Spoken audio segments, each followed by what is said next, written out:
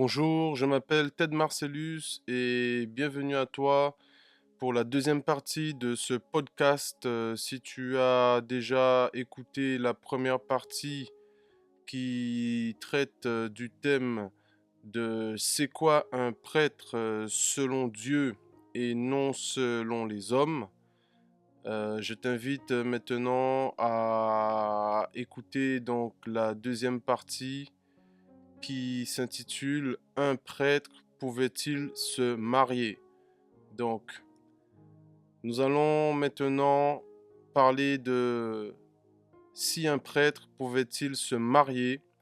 Et donc, je dis bien pouvait-il, car nous avons bien compris dans la première partie du podcast que le prêtre qui nous reste aujourd'hui et qui ne peut pas être remplacé par un homme, c'est Jésus-Christ. Et nous sommes toujours dans cette pensée où il faut examiner chaque jour les Écritures pour voir si ce que l'on te dit est exact. Pourquoi? Parce que nous sommes encore toujours dans cette emprise de l'esprit d'égarement à tout vent de doctrine qui rôde et qui est là pour écarter, arracher les enfants du Seigneur et pour les balloter à droite à gauche afin de les faire sombrer dans les ténèbres. Donc maintenant, afin de voir si un prêtre pouvait-il se marier, nous allons aller étudier et regarder la parole du Seigneur dans le livre des Chroniques. Donc nous allons ouvrir notre Bible toujours Louis II 21 dans 2 Chroniques chapitre 22 au verset 11. Et il est écrit là-bas: Cependant, Josabeth, la fille du roi, prit Joas, le fils d'Akazia, et l'enleva du groupe des fils du roi quand on les fit mourir. Elle se mit avec sa nourrice dans une chambre à coucher du temple. Josabeth, fille du roi Joram, femme du prêtre Jéhojada et sœur d'Akazia, le cacha ainsi à Athalie, et celle-ci ne le fit pas mourir. Donc ici, bien évidemment, j'ai récupéré le verset 11 du chapitre 22 de 2 Chroniques. Et donc, ce qui nous intéresse, c'est pas l'histoire, mais c'est un détail qui ressort dans ce verset 11. C'est femme du prêtre Jéhojada. Donc, la parole de Dieu vient nous répondre concernant la question: est-ce qu'un prêtre, dans l'Ancien Testament, sous la loi de Moïse, pouvait-il se marier? C'est que la réponse est oui. Car il est écrit: Josabeth, fille du roi Joram, qui est la femme du prêtre Jéhojada. Donc, selon l'exactitude des Écritures, les prêtres avaient une femme. Et maintenant, remontons à la création de l'homme et de la femme pour plus de détails. Nous allons consulter ce que Dieu lui-même, à la création, a déclaré concernant l'homme et la femme. Et dans Genèse chapitre 1 au verset 27, il est écrit: Dieu créa l'homme à son image, il le créa à l'image de Dieu. Il créa l'homme et la femme. Et dans Genèse chapitre 2 au verset 18, l'Éternel Dieu dit: Il n'est pas bon que l'homme soit seul. je lui ferai une aide qui soit son vis-à-vis. Au verset 24. C'est pourquoi l'homme quittera son père et sa mère et s'attachera à sa femme, et ils ne feront qu'un.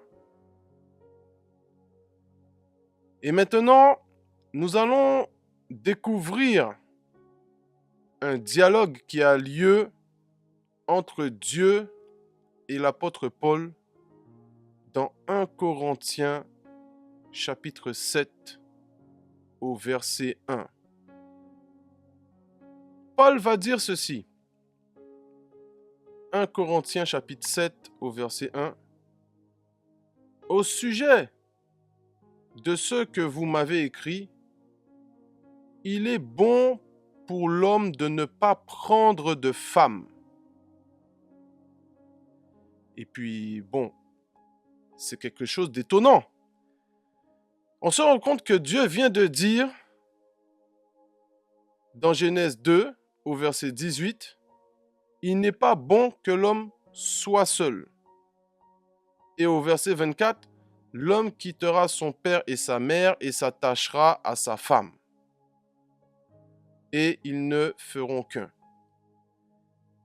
Et Paul vient dire dans 1 Corinthiens chapitre 7 au verset 1, « Au sujet de ce que vous m'avez écrit, il est bon pour l'homme de ne pas prendre de femme. » Donc, ici, on peut se retrouver dans ce qu'on appelle couramment une contradiction. Mais en général, et c'est pas qu'en général, mais c'est de manière totale, c'est de manière véritable. En fait, la parole de Dieu ne se contredit jamais. Quand on a l'impression qu'il y a une contradiction dans ce qu'on est en train de lire, c'est souvent que nous, les hommes, nous n'avons pas soit la révélation, soit la compréhension de quoi il s'agit.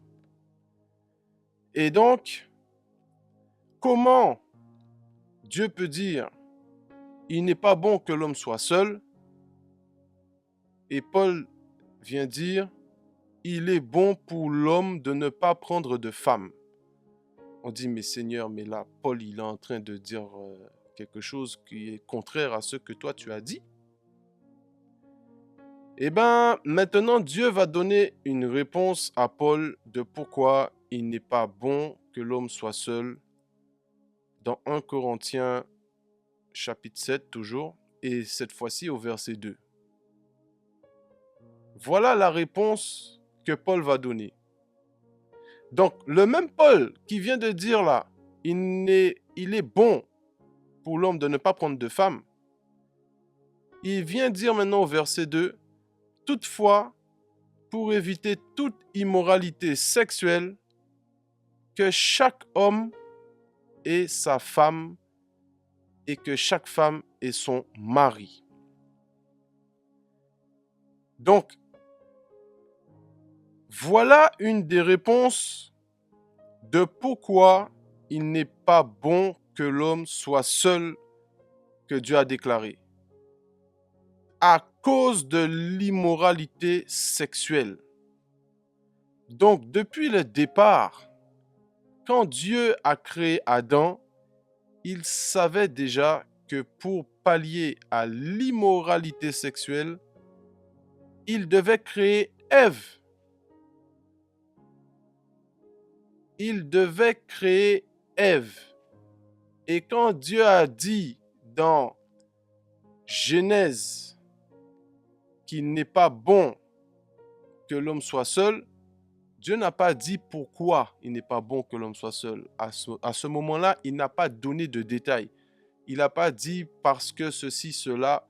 Il a juste dit il n'est pas bon. Dieu a jugé qu'il n'était pas bon que l'homme soit seul.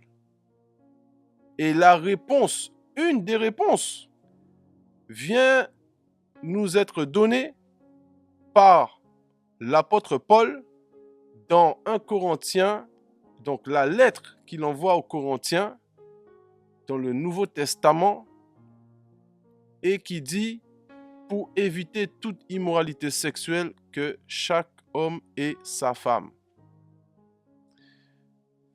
Donc voilà la raison, une des raisons pour laquelle Dieu a déclaré qu'il n'est pas bon que l'homme soit seul. Et maintenant, dans 1 Corinthiens 7 toujours, on va aller au verset 5. Et Paul déclare encore ceci. Ne vous privez pas l'un de l'autre, si ce n'est d'un commun accord pour un temps, afin de vous consacrer au jeûne et à la prière, puis retournez ensemble, de peur que Satan ne vous tente à cause de votre manque de maîtrise. Au verset 6, je dis cela comme une concession et non comme un ordre. Au verset 7, je voudrais que tous soient comme moi, mais chacun tient de Dieu un don particulier, l'un d'une manière, l'autre d'une autre. Verset 8, à ceux qui ne sont pas mariés et aux veuves, je dis qu'il est bien pour eux de rester comme moi. Mais s'ils ne peuvent pas se maîtriser, qu'ils se marient, car il vaut mieux se marier que de brûler de désir. Donc, ici, Paul vient donner pas mal de détails qui vient expliquer dans quel cas un homme, il est bon pour lui de rester seul et dans quel cas il est bon pour lui de se marier et de ne pas rester seul. Parce que Paul dit au verset 7, « Je voudrais que tout soit comme moi. » Mais il précise une chose. Il dit, « Mais chacun tient de Dieu un don particulier. L'un d'une manière, l'autre d'une autre. » Donc, on comprend déjà une chose ici, c'est que pour qu'un homme reste seul, sans se marier, sans femme, il doit tenir de Dieu un don particulier. Il faut que Dieu lui accorde le don de pouvoir rester seul. Il doit recevoir le don de Dieu, comme dit Paul, je voudrais que tout soit comme moi. Il doit recevoir un don pour être comme Paul. C'est sur la base d'un don particulier que Dieu accorde à un homme pour pouvoir rester seul. Parce que si tu n'as pas ce don-là, si Dieu ne t'accorde pas cette capacité, ce don-là de rester seul, et tu veux te baser sur ta capacité de pouvoir te contenir et de te mettre en position de je vais résister sur la base de tes pensées toutes humaines, charnelles, mais le Saint-Esprit n'a pas approuvé, n'a pas activé le don particulier que Dieu donne pour pouvoir rester dans cette configuration d'être homme sans femme, tu es en train de te mettre en danger. Et je ne vais pas citer la liste des dangers où les hommes se sont mis. Car il est écrit au verset 9, « Mais s'ils ne peuvent pas se maîtriser, qu'ils se marient, car il vaut mieux se marier que de brûler de désir. Il vaut mieux se marier que de brûler de désir s'ils ne peuvent pas se maîtriser. S'ils ne peuvent pas se maîtriser. Et pour se maîtriser, tu ne peux pas te maîtriser sur la base de ta propre volonté. Car Paul a déclaré que c'est sur la base d'un don que Dieu donne, un don particulier. On ne peut pas se maîtriser en se déclarant je m'auto-maîtrise moi-même. Il faut que Dieu te donne le don de pouvoir rester sans femme, de pouvoir rester seul. Donc, messieurs, mariez-vous comme Jéhojada si vous n'avez pas reçu le don particulier que Dieu a accordé à Paul pour ne pas sombrer dans l'immoralité sexuelle. Merci d'avoir écouté ce podcast concernant cette situation si les prêtres pouvaient se marier. Et aujourd'hui, j'espère que cela a pu t'apporter une réponse et que cela a pu t'édifier, que cela a pu t'encourager, car l'objectif de ce podcast, c'est que tu puisses être éclairé, c'est que tu puisses avoir des réponses authentiques selon la parole de Dieu et pas selon la doctrine des hommes.